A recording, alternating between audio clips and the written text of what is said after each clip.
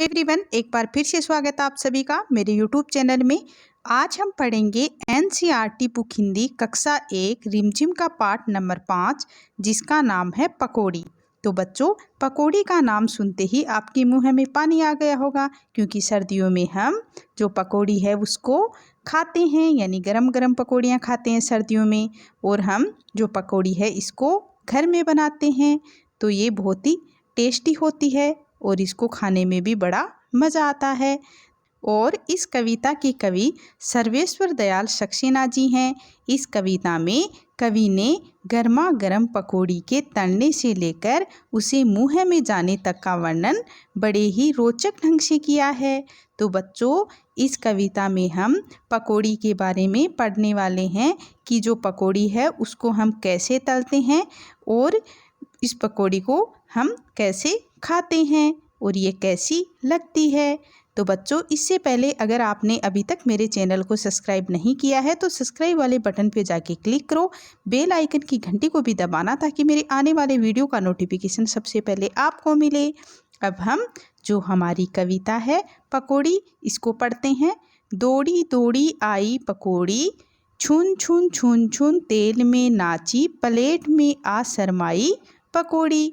दौड़ी दौड़ी आई पकौड़ी, हाथ से उछली मुँह में पहुँची, पेट में जा घबराई पकौड़ी। दौड़ी दौड़ी आई पकौड़ी, मेरे मन को भाई पकौड़ी।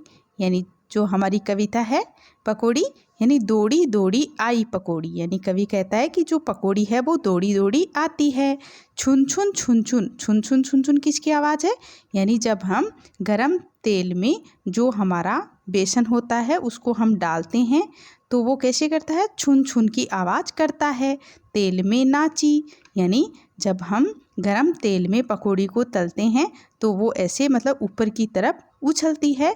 तो यहाँ कवि ने कहा है कि छुन छुन करके तेल में नाची पकौड़ी, प्लेट में आ शरमाई पकौड़ी। शरमाई यानी लज्जा का अनुभव करना, यानी जो पकौड़ी है वो खाने के लिए प्लेट में आती है तो वह शर्मा जाती है। दौड़ी दौड़ी आई पकौड़ी, और जो पकौड़ी है वो दौड़ी दौड़ी आती है। हाथ से उछली मुँह में पहुँची, पेट में जा घबराई पकौड़ी। यानी कवि कहता है कि पकौड़ी हाथ से उछल करके सीधे मुँह में पहुँचती है और वह वहाँ से पेट में पहुँचती है, और पेट में जा कर के क्या होता है? जो पकौड़ी है वो घबरा जाती है। दौड़ी दौड़ी आई पकौड़ी, कवि कहता है कि जो पकौड़ी है वो दौड़ी दौड़ी आई, मेरे मन को भाई पकौड़ी, और जो पकौड़ी है वो मेरे मन को बहुत ही भाती है, यानी बहुत ही अच्छी लगती है। तो बच्चों, आपको जो हमारी ये छोटी सी कविता है पकौड़ी, ये कैसी लगी कमेंट बॉक्स में लिख के ज़रूर बताएं। और आपको पकौड़ी है वो खाने में कितनी टेस्टी लगती है ये भी कमेंट बॉक्स में लिख के ज़रूर बताएं।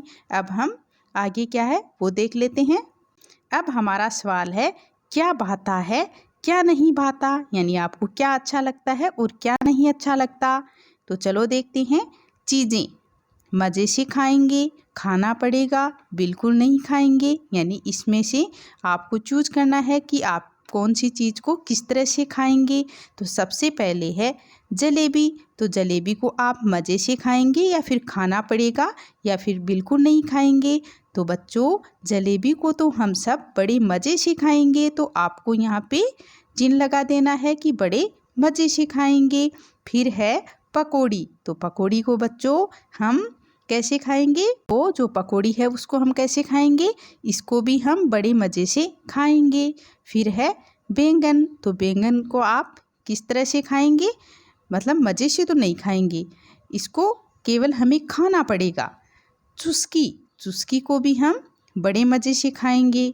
करेला, अरे करेला तो बहुत ही कड़वा होता है, तो करेले को तो हम बिल्कुल नहीं खाएंगे, इस डब्बे में हम निशान लगा देंगे। फिर है घिया लौकी। तो इसको भी हमें खाना पड़ेगा, यानी इसको हम मज़े से नहीं खाएंगे, केवल इसको हमें खाना पड़ेगा। फिर है आलू। तो आलू को भी हम मज़े से खाएंगे। फिर है आम। तो आम को तो बच्चों सब बहुत ही मज़े से चूस चूस के खाते हैं। तो आपको इन फलों में से सबसे अच्छा कौन सा लगता है, ये भी कमेंट बॉक्स में लिख के ज़रूर बताएं। यानी कौन सी चीज़ आपको सबसे ज़्यादा पसंद है। तो बच्चों आप ये कमेंट बॉक्स में लिख के हमें ज़रूर बताएं। थैंक यू बच्चों।